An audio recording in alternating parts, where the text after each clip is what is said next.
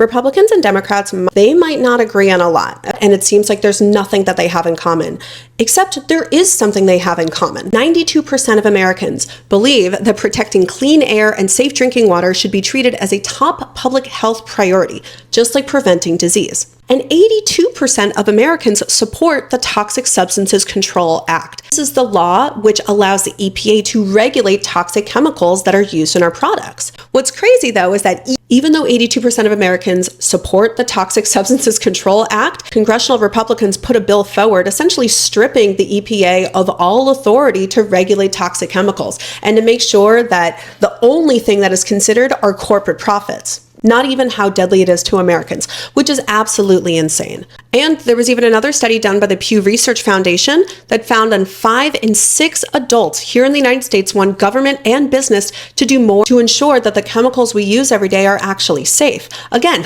there is very little that Americans agree on across political spectrums, but this is one that is universal, right? More than 70% of adults in the United States are very or somewhat concerned about their own or their loved ones' exposure to harmful chemicals in food and drinking water.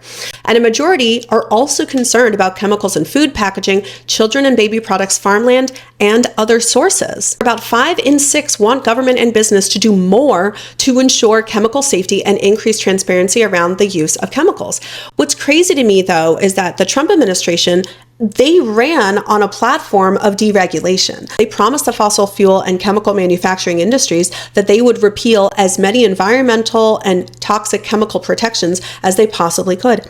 And they have done exactly that.